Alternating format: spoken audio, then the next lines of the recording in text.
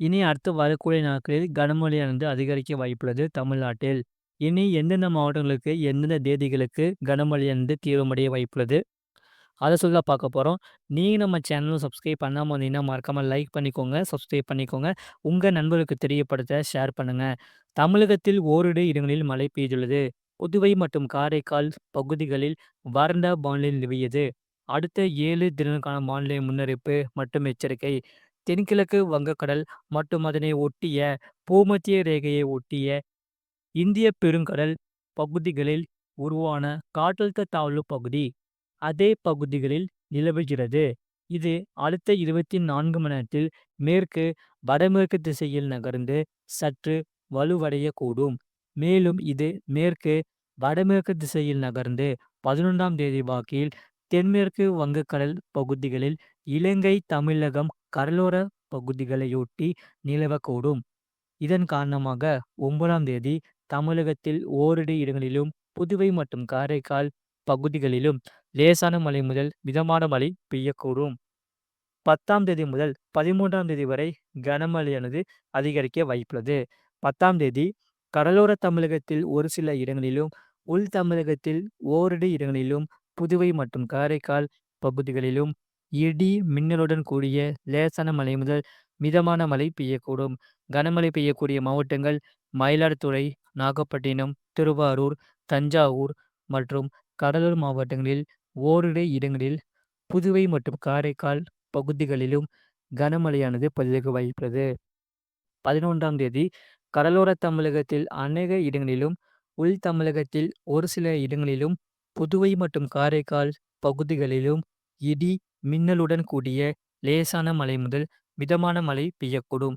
கன முதல் மிக கனமழை பெய்யக்கூடிய மாவட்டங்கள் கடலூர், மயிலாடுதுறை, நாகப்பட்டினம் மாவட்டங்களில் ஓரிரு இடங்களில், காரைக்கால் பகுதிகளில் கன முதல் மிக கனமழையும், கனமழை பெய்யக்கூடிய மாவட்டங்கள் காஞ்சிபுரம், செங்கல்பட்டு, விழுப்புரம், கள்ளக்குறிச்சி, அரியலூர், பெரம்பலூர், திருச்சிராப்பள்ளி, தஞ்சாவூர், திருவாரூர், புதுக்கோட்டை மாவட்டங்களில் ஓரிரு இடங்களில், புதுவையில் கனமழையும் பதிவாக வாய்ப்புள்ளது. 12ஆம் தேதி தமிழகத்தில் அநேக இடங்களிலும், புதுவை மற்றும் காரைக்கால் பகுதிகளிலும் இடி, மின்னலுடன் கூடிய லேசான மழை முதல் மிதமான மழை பெய்யக்கூடும். கன முதல் மிக கனமழை பெய்யக்கூடிய மாவட்டங்கள் செங்கல்பட்டு, விழுப்புரம், கடலூர் மாவட்டங்களில் ஓரிரு இடங்களில், புதுவையில் கன முதல் மிக கனமழையும், கனமழை பெய்யக்கூடிய மாவட்டங்கள் சென்னை, திருவள்ளூர், காஞ்சிபுரம், கள்ளக்குறிச்சி, அரியலூர், பெரம்பலூர், தஞ்சாவூர், திருவாரூர், மயிலாடுதுறை, நாகப்பட்டினம், புதுக்கோட்டை, சிவகங்கை, ராமநாதபுரம் மாவட்டங்களில் ஓரிரு இடங்களில், காரைக்கால் பகுதிகளில் கனமழை என்று பதிவாக வாய்ப்புள்ளது. 13ஆம் தேதி தென் தமிழகத்தில் அநேக இடங்களிலும், வட தமிழகத்தில் ஒரு சில இடங்களிலும், புதுவை மற்றும் காரைக்கால் பகுதிகளிலும் லேசான மழை முதல் மிதமான மழை பெய்யக்கூடும். கனமழை பெய்யக்கூடிய மாவட்டங்கள் மயிலாடுதுறை, நாகப்பட்டினம், திருவாரூர், தஞ்சாவூர், புதுக்கோட்டை, சிவகங்கை, ராமநாதபுரம், தேனி, திண்டுக்கல், மதுரை, விருதுநகர், தென்காசி, தூத்துக்குடி, திருநெல்வேலி, கன்னியாகுமரி மாவட்டங்களில் ஓரிரு இடங்களில், காரைக்கால் பகுதிகளில் கனமழையும் பதிவாக வாய்ப்புள்ளது. சென்னை மற்றும் புறநகர் பகுதிக்கான வானிலை முன்னறிவிப்பு. அடுத்த 24 மணி நேரத்தில் வானம் ஓரளவு மேகமூட்டத்துடன் காணப்படும். நகரின் ஒரு சில பகுதிகளில் அதிகாலை வேளையில் லேசான பனிமூட்டம் காணப்படும். அதிகபட்ச வெப்பநிலை 31 முதல் 32 டிகிரி செல்சியஸ் ஒட்டியும், குறைந்தபட்ச வெப்பநிலை 24 முதல் 25 டிகிரி செல்சியஸ் ஒட்டியும் இருக்கக்கூடும். அடுத்த 48 மணி நேரத்தில் வானம் ஓரளவு மேகமூட்டம் காணப்படும். அதிகாலை வேளையில் லேசான பனிமூட்டம் காணப்படும்.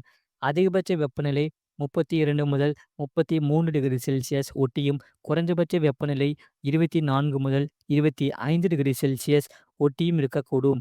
மீனவர்களுக்கான எச்சரிக்கை. தமிழக கடலோர பகுதிகளில் 11ஆம் தேதி வரை எச்சரிக்கை எதுவுமில்லை. 12ஆம் தேதி தமிழக கடலோர பகுதிகள், மன்னார் வளைகுடா மற்றும் குமரிக்கடல் பகுதிகளில் சூறாவளி காற்று மணிக்கு 35 முதல் 45 கிலோமீட்டர் வேகத்திலும், இடையிடையே 55 கிலோமீட்டர் வேகத்திலும் வீசக்கூடும். மேற்குறிப்பிட்ட நாட்களில் மீனவர்கள் ஆழ்கடல் பகுதிகளுக்கு செல்வதை தவிர்க்குமாறு அறிவுறுத்தப்படுகிறார்கள்.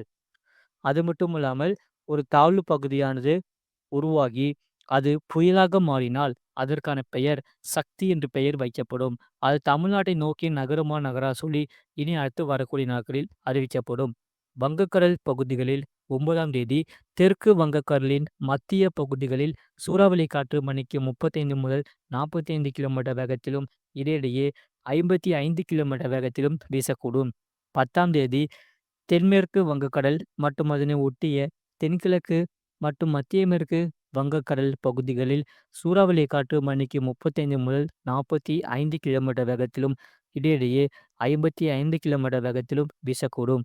11ஆம் தேதி தென்மேற்கு வங்கக்கடல் மற்றும் அதனை ஒட்டிய தென்கிழக்கு வங்கக்கடல் பகுதிகள், மத்திய மேற்கு வங்கக்கடலின் தெற்கு பகுதிகளில் சூறாவளி காற்று மணிக்கு 35 முதல் 45 கிலோமீட்டர் வேகத்திலும் இடையிடையே 55 கிலோமீட்டர் வேகத்திலும் வீசக்கூடும். 12ஆம் தேதி தென்மேற்கு வங்கக்கடல் பகுதிகளில் சூறாவளி காற்று மணிக்கு 35 முதல் 45 கிலோமீட்டர் வேகத்திலும் இடையிடையே 55 கிலோமீட்டர் வேகத்திலும் வீசக்கூடும். அரபிக்கடல் பகுதிகளில் 12ஆம் தேதி வரை எச்சரிக்கை ஏதும் இல்லை. மேற்குறிப்பிட்ட நாட்களில் மீனவர்கள் இப்பகுதிகளுக்கு செல்ல வேண்டாம் என்று அறிவுறுத்தப்படுகிறார்கள். அது மட்டுமல்லாமல் குறிப்பாக தமிழ்நாட்டில் மீண்டும் கடும் வெள்ளம் ஏற்படும் அளவிற்கு மழை பொழிவு பதிவாக வாய்ப்புள்ளது. குறிப்பாக டிசம்பர் 11ஆம் தேதி முதல் 13ஆம் தேதி வரை கன முதல் மிக கனமழையானது தீவிரமடைய வாய்ப்புள்ளது. டிசம்பர் 17ஆம் தேதி முதல் 23ஆம் தேதி வரை தாழ்வு மண்டலம் அல்லது புயல் சின்னங்கள் கூட உருவாக வாய்ப்புள்ளது. இந்த நாட்களில்தான் மிக மோசமான மழைப்பொழிவு தமிழ்நாட்டில் பதிவாக வாய்ப்புள்ளது. விரைவில் தமிழ்நாட்டிற்கு ரெட் அலர்ட் கொடுக்கப்படுவதற்கான வாய்ப்பு அதிகமாக உள்ளது. குறிப்பாக டிசம்பர் 25ஆம் தேதி வருவதற்குள் மீண்டும் ஒரு வெள்ள அபாயம் எச்சரிக்கை கொடுக்கப்படும். அது மட்டுமில்லாமல் இதன் காரணமாக பள்ளி கல்லூரிகளுக்கு விடுமுறை அளிக்க வாய்ப்புள்ளது. கடந்த 24 மணி நேரத்தில் பதிவான மழையின் அளவு: கோயம்புத்தூர் மாவட்டம் பில்லூர் அணை மேட்டுப்பாளையம் 4 சென்டிமீட்டர் பதிகிறது. மதுரை மாவட்டம் மேலூர், மதுரை மாவட்டம் தானியமங்கலம், சிவகங்கை மாவட்டம் திருப்பத்தூர், திருச்சிராப்பள்ளி மாவட்டம் சிறுகமணி கேவிகே ஏடபிள்யூஎஸ், திருச்சிராப்பள்ளி மாவட்டம் முசிறி, தென்காசி மாவட்டம் சிவகிரி தலா 2 சென்டிமீட்டர் பதிகிறது. புதுக்கோட்டை மாவட்டம் கிளானியல், சிவகங்கை மாவட்டம் சிங்கம்புணரி, திருச்சிராப்பள்ளி மாவட்டம் வத்தலை அணைக்கட்டு, மதுரை மாவட்டம் புலிப்பட்டி, திருச்சிராப்பள்ளி மாவட்டம் பொன்னையார் அணை, சிவகங்கை மாவட்டம் திருப்புவனம், ஈரோடு மாவட்டம் சென்னிமலை தலா 1 சென்டிமீட்டர் பதிகிறது. அதிகபட்ச வெப்பநிலை பொறுத்தவரை ஈரோடு மற்றும் கரூர் பருமத்தியில் 34°C பதிவாகியுள்ளது. மற்றும் குறைந்தபட்ச வெப்பநிலையை பொறுத்தவரை ஈரோட்டில் 16.5°C பதிவாகியுள்ளது. மறக்காம நீங்கள் லைக் பண்ணிக்கோங்க, சப்ஸ்கிரைப் பண்ணிக்கோங்க. இனி அடுத்து வரக்கூடிய நாட்களில் படிப்படியாக கனமழையானது அதிகரிக்க வாய்ப்புள்ளது. அது மட்டும் இல்லாமல் கடலோர மற்றும் டெல்டா மாவட்டங்களில் டிசம்பர் 10ஆம் தேதி மாலை முதல் இரவில் பரவலாக மழை தொடங்கி பின்னர் கடும் கனமழையானது பதிவாக வாய்ப்புள்ளது. அதேபோல தென் மாவட்டங்களிலும் டிசம்பர் 10ஆம் தேதி பிறகு படிப்படியாக கனமழையானது அதிகரிக்க வாய்ப்புள்ளது. இதன் காரணமாக பள்ளி கல்லூரிகளுக்கு விடுமுறை அளிக்க வாய்ப்புள்ளது. மறக்காம நீங்கள் லைக் பண்ணிக்கோங்க, சப்ஸ்கிரைப் பண்ணிக்கோங்க. உங்க நண்பர்களுக்கு தெரியப்படுத்த ஷேர் பண்ணுங்க.